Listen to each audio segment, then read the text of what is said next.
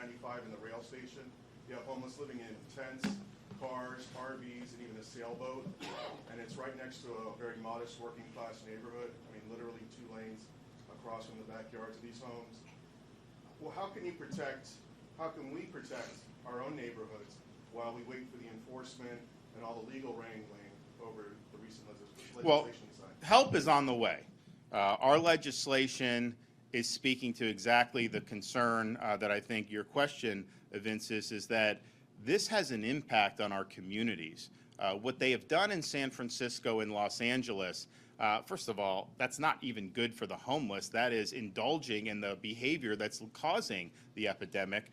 So it's not even good for them. But it's really bad if you can't walk your dog down the street, you can't have kids going out and playing in a neighborhood because of drug use and homeless that are there. So the legislation that we signed, it says very simply, no public sleeping, no camps on sidewalks, parks, any of these streets.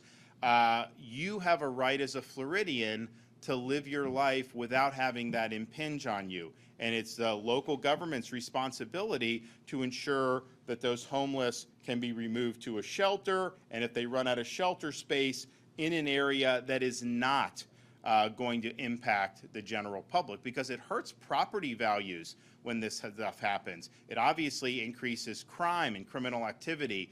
So we are trying to structure this in a way that is going to compel local governments to put their citizens first, and to put the law-abiding, productive citizens first and the families first.